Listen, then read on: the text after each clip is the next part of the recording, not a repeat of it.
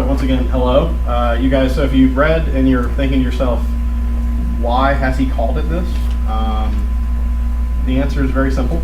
I liked Tolkien, read Tolkien growing up, and when I was trying to think of a name for, something related to Burnout, you've got, what was it, Death March and the Mythical Man Month, as great titles, but I decided to go old school Tolkien and steal the internal title for The Hobbit. So Death March and back again, A Grinder's Tale. So as a side note, I play a little good bit of poker on the side at times, and well, now not anymore. Sorry, I'm married and have a small child, so I don't do anything anymore. And it's a miracle that they let me out of the house to come do this. So, poker grinder. I figured, all right, we're all grinding it out. If you're new to the career or you've been in the career for a while, you're probably trying to survive till 65, 70. You may have a ways to go. I still have a ways to go. So with that in mind, let's get started. And you guys are probably wondering who I am. Hello, my name's James. You may not notice that my hair is not pink anymore. We got bought by Cisco. I used to work for a company, Landcope, when I was here last year. That's who I worked for. Cisco bought us. I will not be talking anymore about Cisco, but they are the reason why I had pink hair. You may be thinking, why is that? Well, they gave us a whole bunch of application security training, and then I made a stupid bet with engineers that they couldn't finish said security training in 2 weeks, and 39 of them did it, and the original bet was for 30. So at the beginning of this year, I dyed my hair pink, and then I became the most popular father at my daughter's daycare because I had pink hair. The parents really didn't like me so much, but whatever. So that's who I am. What you guys are probably more focused on is why is this guy who has pink hair and seems relatively happy up here talking to you guys about burnout? The answer is that over my career of about 19 years as of October, I've burned out 4 times. 2 of those times, I basically had to leave the job I was at. And it was not really because the job had improved and things had gotten better, but mentally I was just done. I couldn't associate, I'll use my big psychology words, I couldn't disassociate the mental state I was in with the job that I was at. The other 2 times I just had to step back and change my demeanor a little bit. So that's what this is. And a lot of it is basics. Some of the stuff you're probably going to hear and you're going to think to yourself, duh. I mean, that's obvious. But the thing that I've realized is that we're not very good at doing the foundational and basic stuff.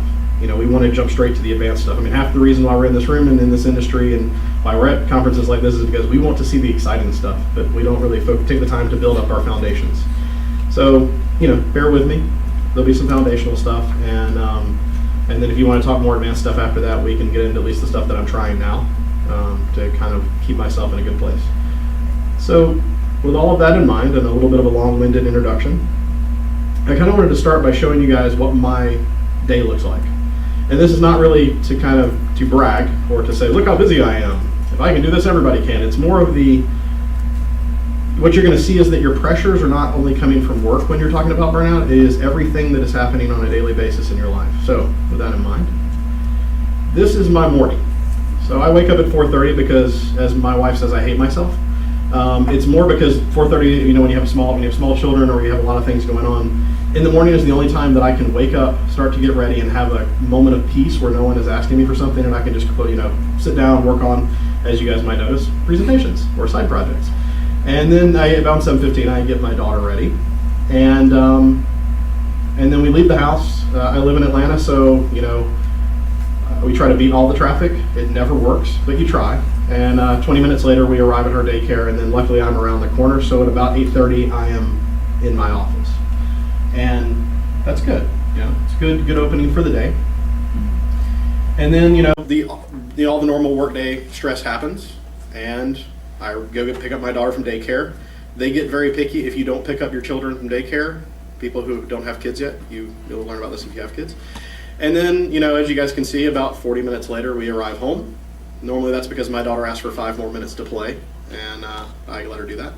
And then sometimes I head out for training. I study martial arts, or I've got other stuff. We all have things that we're working on. Most nights I like to stay home.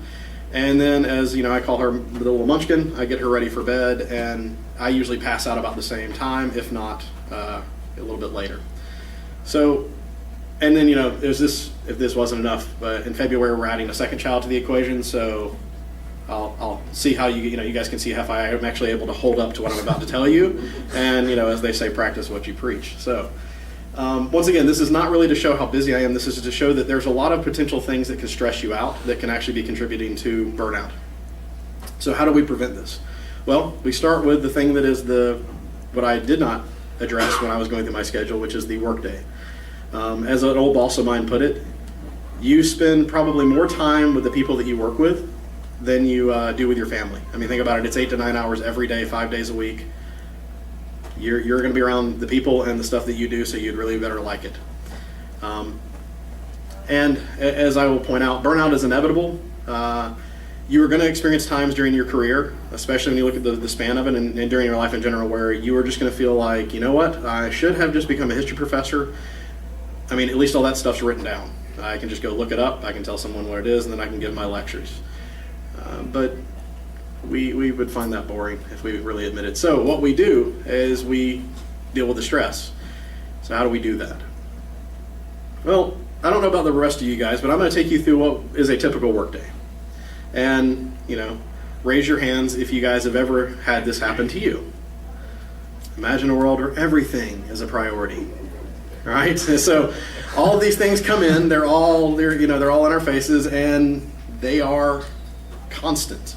In fact, in the 3.5 hour drive to get from Atlanta to here yesterday, when I logged onto my computer and saw what was happening at work, I thought that the world had literally caught on fire in the 3.5 hours, and so that's what I spent most of yesterday. So if you didn't see me, I was actually here yesterday, but I was hiding out in my room, fixing all the problems in the world because everything was a top priority.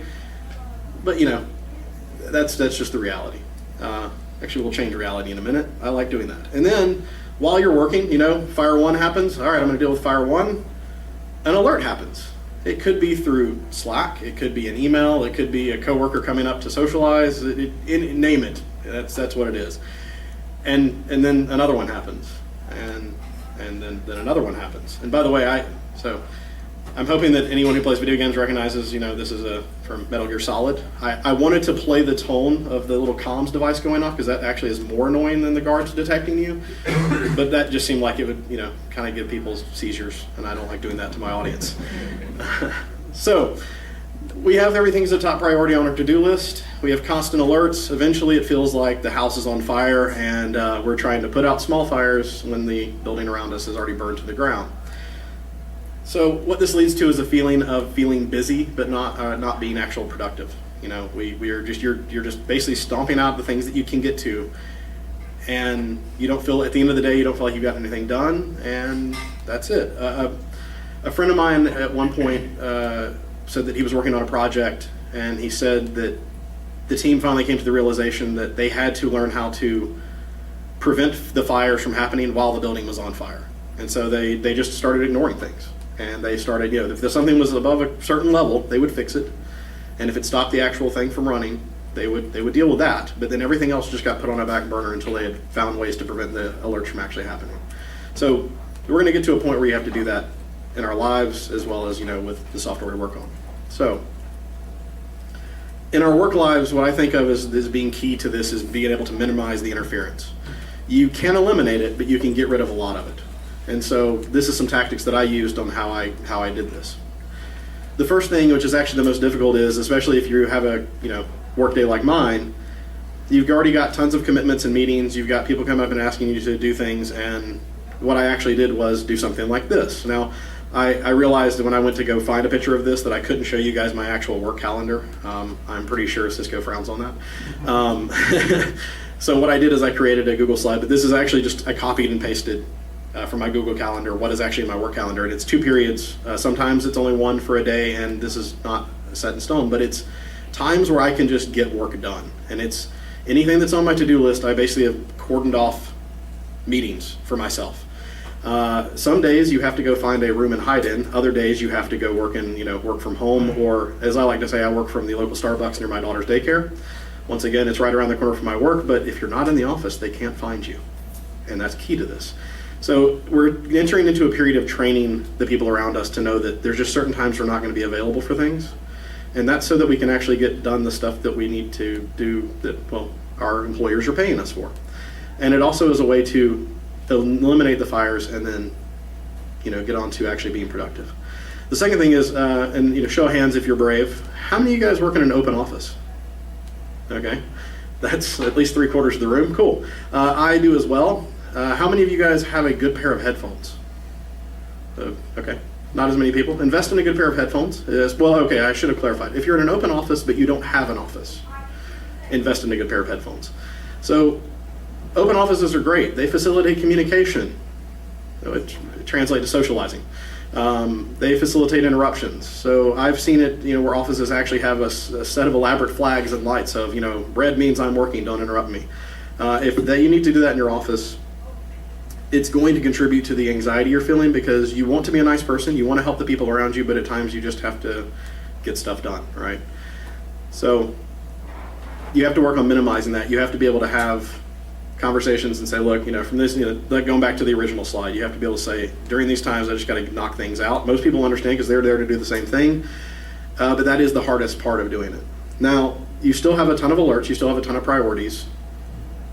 How do you deal with analyzing those priorities? So, bonus trivia question. Anybody recognize the man in this photo? Everybody? Okay, so his name is Vilfredo Pareto. Most people know of Pareto's law or the 80-20 principle. Hopefully that's not new. So the 80-20 principle says that, and this kind of even works out to lower percentages, but 20% of your effort is going to solve 80% of your problems. I like starting with the positive example, but really in reality what this means is that 80% of your headaches are going to come from 20% of your customers, programming, code, whatever it is. Insert thing here. Now, what Pareto found this out was he was I believe an economics professor. I may be getting that wrong. You guys can fact check me later. But what he found was in his garden that 20% of his pea plants, the grow peas, they produced 80% of the peas from his harvest. And so then he started looking around and applying this to other things, and now we are a grateful society because most of us can, whether we're abusing it or actually using it logically, we can attribute Pareto's law to a lot of things. So what we need to do is when we look through our priorities, and if we can negotiate our priorities, is try to find the things that are somewhat of the Archimedes lever. This one thing will then kind of domino affect the rest of the things. It's not easy, and once again, it can be abused very heavily, but this is very good to eliminating a lot of that core stress in our work days. So we eliminate our interference, and then ideally, if I can find the button on my little clicker thing, we have improved output, which then leads to being like this guy. Okay, not really, but if you feel more productive during the day, it does have an actual ability of reducing your stress. And I say this from personal experience. When I look at the end of the day, and this comes from, after 18 years of being either a sysadmin or writing code and being able at the end of the day to point to saying, look at that, I did that, to now the guy who causes engineers to have more fires in their day, you still feel pretty good when you get something done at the end of the day. So if you can do that, you can minimize your distractions, you can reduce the anxiety.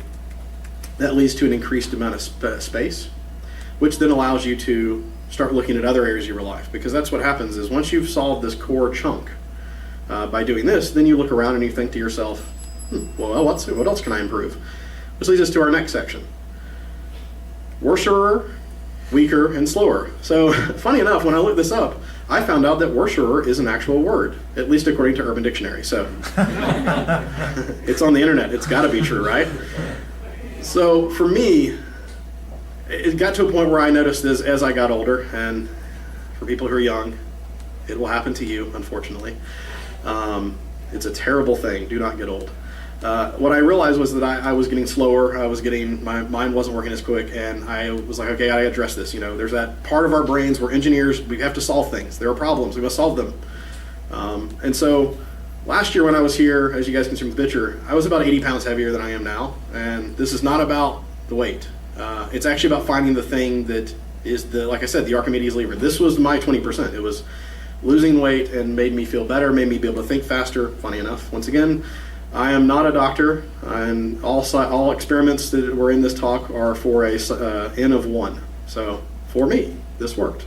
You need to find your Archimedes lever for what is going to be improving either your mental health or your physical health, whatever that is, because that will then channel back into the now increased space and reduced anxiety. And the reason why I realized this was because, this is a very long staircase. I still would not want to climb that right now, even as improved as I am. Most people don't like stairs, but even simple tasks felt like this. And, if you played sports or you did any kind of exercise, it was like trying to do that injured, which is not really sane. So when I would be looking at things in work, whether it was a programming problem or a bug I was trying to solve, things just felt more difficult. And then I would think to myself, you know what, I'm just tired, I need more caffeine. And then I ended up like that little guy. And there have been times in my life when I thought I could see sounds. They did not end well. And so, I would keep drinking the caffeine, I'd keep looking at the problems, and I'd feel really hyper, and I would make mistakes.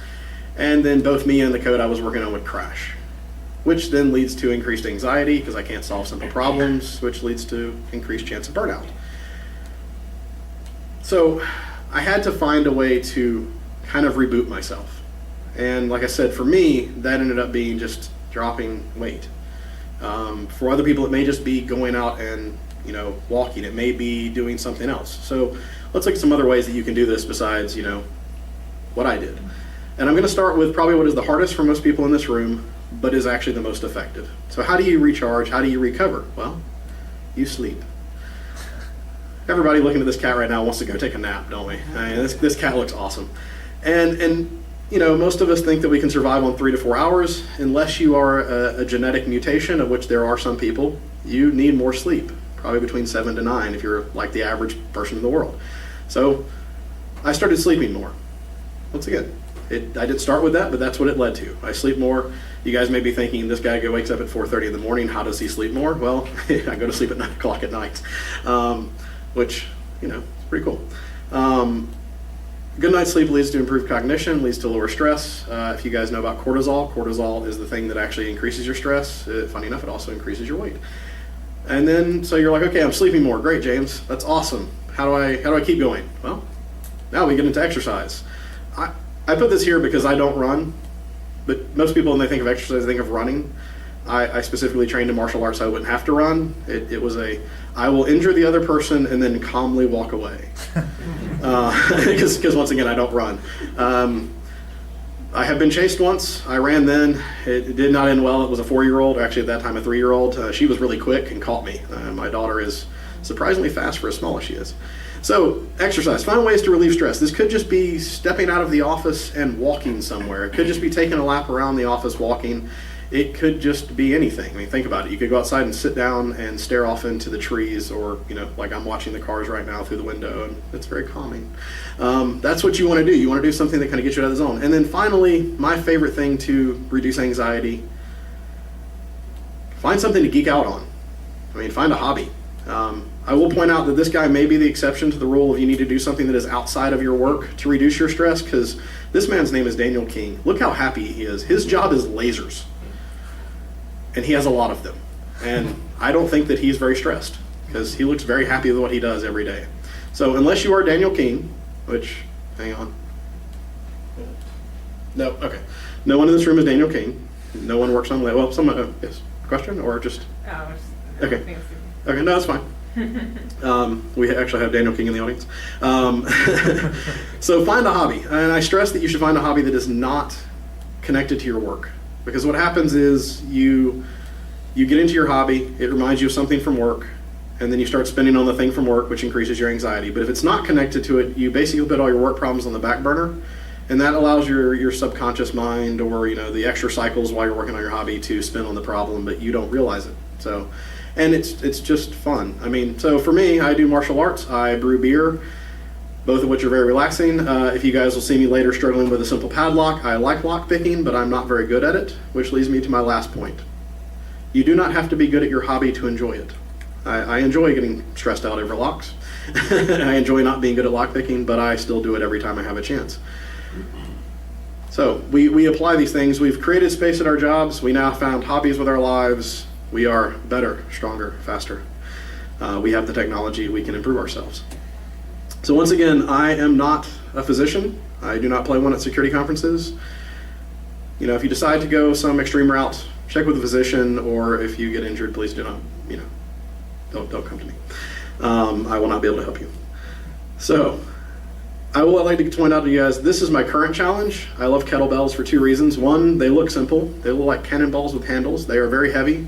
You can do simple movements with them, and when I am done working out with them, everything at work seems a lot easier, because even though it's a simple activity of picking up a heavy thing and putting the heavy thing down again, when I am done working out in the mornings, everything else seems a lot easier, because, man, I do not want to do that for my daily life.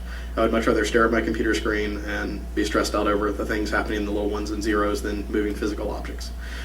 So that is kind of looking at, so let me recap real quick, because I realize I'm rushing through this a little bit. We started with how can we improve our day-to-day work life, right? We start with let's reduce our interference. Let's get more space to actually get done the tasks that matter.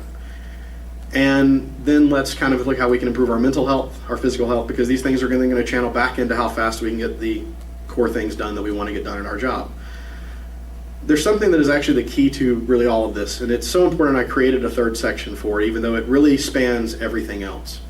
And you guys may think, like a friend of mine, that the statement I'm about to put on the screen is a little weird, but once I break it down, I'm hoping it's going to work out. And I didn't actually come up with this, and I'll give credit where credit is due. So, discipline equals freedom.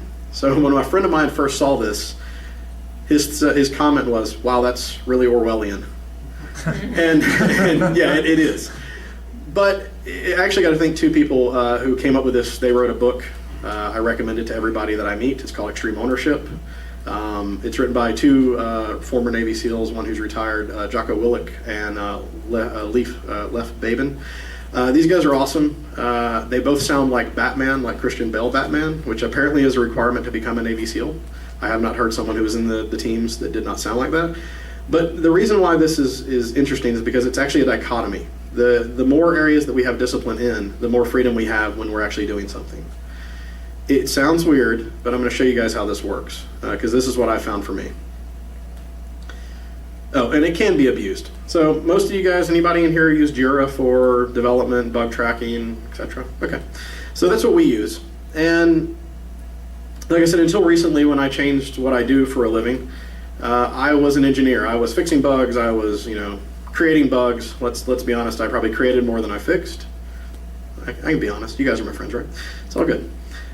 So you may be thinking to yourself, we have these processes built around ticketing, right? Okay, so I see the bug, I reproduce the bug, I create a branch, I write some code, I test the bug, I create a pull request for that, I do all this thing. The list keeps going on and on and on. It's a simple bug. Come on, guys. It's a regex problem. I can fix it with one regex line. It'll be good. Duh, trust me, it'll work. And you think to yourself, I would just be able to fix the bug and everything will be fine. But you need to have discipline, right? Because you're just going to introduce another bug if you're honest with yourself. So that's what I did. And it was really because I just didn't follow one of the steps. So a bug that I had worked on and closed and tested, and it was all good, got reopened. And this is Git, by the way. I put this in here because I use Git. I still don't know how Git works, really. If you know how Git works, please see me after the talk. I would love to understand it on a deeper level. So you do all these things in Git, and then eventually your code works, and it builds something, and it tests something, and we're good. So the QA who looked at my bug reopened it. And I was very confused by this because I'm watching it build on my machine. I'm looking at how it works. It's fine. Everything's good. Why is it saying this? And then I looked, and I could see the code. It was in the branch. It was committed. I had never pushed it back to the origin. I hadn't followed the process. I had not been disciplined. Well, this was time out of my life. This was things that I didn't need. It was an alert. It was fire. It was all the things that we don't want to have in our jobs. And it increased my stress levels, which gets me closer to burning out, which I don't want to do. I should just have been disciplined. So, practice discipline, enjoy freedom in multiple ways. So I'm going to show you this because why do we have processes? Well, so I like this picture, and this is I do love the military, and it shows that even trained professionals can make mistakes. So does anybody recognize what's going wrong in this picture? If not, another person. Exactly, yeah. So in firearm safety, muzzle awareness, don't point the gun at anything you don't intend to destroy. Now, what happened probably before this picture is this gun was checked, triple checked, and it was empty, and everyone had practiced, but you practice the little things so that when you're in a critical situation, you don't make a mistake. You have to be disciplined. And once again, this is not to knock the guys in the picture. It was just when I was looking for pictures for this, trying to find a mistake. This one, I don't even know what I was searching for. I just saw this picture and I went, ooh, that's a good one. So, how can we do this? Well, do you have a process? You don't have a process? Okay, build a process. Step one, build a process. See, we're disciplined even in our approach to developing disciplined processes. You now have a process. Does the process work? Okay, we test the process. All right, we've tested the process. Does everyone know the process? All right, we practice the process. All right, now we've practiced the process. Everybody knows it. It works. Follow the process. Do not deviate from the process. Now, you may be thinking to yourself, okay, I don't see a lot of creativity in your discipline equals freedom thing so far. I'm going to go back to the Navy SEALs. Now, the Navy SEALs are probably some of the most effective operators in the world. They are the most efficient in very chaotic situations. And if you even get a chance to join the teams, it means that you've already survived months of like very brutal, I mean, everybody here knows about Hell Week and the Buds training and all that. And that's just to get in. After that, you get to do the real work, which is what everybody talks about who's actually made it through Buds. So these guys have to work in a group. They have to move methodically. They have to be able to accomplish things in highly dynamic situations, which is the military speak for things have gone sideways completely and will continue to do so all the time. So how can they have this kind of fluidity? How can they adapt quickly but still be some of the most disciplined operators in the world? And the answer is that the discipline gives them the framework so that they don't have to think about what the next step is. They just accomplish the objective, and once that objective is accomplished, and however they chose to do that, they move to the next task, and then they accomplish it with the freedom that they have because that's inside the box. This leads to things that are smoother and repeatable, which is really what we want. If something's smooth and repeatable, we don't have to think about it. If we don't have to think about it, we don't waste cycles on it, and then we're not as stressed about it. So to kind of simplify this, in our previous example, the blue boxes are where we have our freedom. Overall the arrows lead to our framework. This is how you can have discipline and freedom at the same time. And once again, it has to be balanced. It can be abused like everything else in the world. But yeah, that's how we do it. So just to wrap up and kind of give you some of my closing thoughts on this. At first you kind of, we all focus on not burning out and how we think about our work. I got to fix my work first. So we do that by creating space, by minimizing the interference that we get on our day-to-day. We focus on the actual high priorities, and we actually have conversations with the people around us to say, look, you've told me there are 3 things. I only have time to get, say, 2 of them. You tell me which of the 2 are the highest. And what's funny is as engineers, we get problems and we want to fix them. It's what really makes us good at this. But at the same time, we have to know when the problem is we can't do everything all the time, and we have to make people make tough choices, and sometimes those choices are above our pay grade, so to speak. And so we just have to actually have the conversation. I know, I don't like having conversations, but you got to. I would much rather just close my eyes, look at the problem, and then solve the problem. And then once we're solving our task more efficiently and more effectively, then we can start to look at, where can I improve other things? And some of that is looking at our physical well-being, looking at our mental health, making sure that those things are good. And then finally, if you're like me, you want to practice discipline so you can enjoy the freedom. And it is a duality, and it is, can be a little bit paradoxical to think about that, but it does work. And then, because everything continues for at least the next, say, 30 to 40 years, depending on where you are in your career, rinse, wash, and repeat. So, once again, at the beginning of this, you'll remember I said burnout is inevitable. There are probably going to be times, even with having a lot of tools and having kind of a defensive layer to protect you, that you're still going to burn out. But use the tools to insulate yourself. Start with the foundation, build it up, and then you can start playing around more advanced tactics. And these things will start to become clearer and clearer as you're working through it. And hopefully you can grind it out over the next 30 years unless you somehow become independently wealthy. And if you do, remember, I tried to help you out. Buy me a beer at least. All right, do we have any questions? I mean, really anything, you guys can it's all good. And if you don't, that's cool too. What was your weight loss thing? What was more specific? So what I've realized over my life, because the question was, what was the weight loss thing? So what I've realized over my life is that, if I'm here and I kind of want to be here, I have to go all the way over to here. It's personality train. Once you kind of accept things about yourself, you can use them more effectively. So what I did was something called a nutritional ketosis, or a ketogenic diet. Basically what it breaks down to is a macro level, very simply, of about 75 to 80% of my calories came from fat, which is very counteractive if you look at nutritional data. And then 5% maximum was carbs. And what happens is you convert over to your body producing ketones instead of glycogen, and you burn the ketones, then cause your body to burn fat. So you're taking in fat as your fuel source, you're burning through all of that, and then once your body's depleted of glycogen, or glucose more commonly, you start burning fat. This led to me dropping probably about 50 pounds in about 3 months, which you would think is not healthy, but when you start out at around 290, you're just getting back into what's healthy levels. And so now it's about maintaining. I have relaxed a little bit, but I'm still predominantly keto. In fact, today I cheated a little bit with breakfast, and the hot chicken sandwich definitely is cheating. But you'll notice I still had like butter to my coffee, which it's just delicious. It's amazing. I also drink a lot of butter tea too, which is really good. But anyway, I didn't realize that I was going to be doing this, and so I left the joke in about to the bar, because when I put that in there, I didn't realize it was going to be early in the day. But to the bar, taking time to relax is good. So anyway, thank you guys for listening, and hopefully you guys will be less burned out in your day-to-day life. Thank you.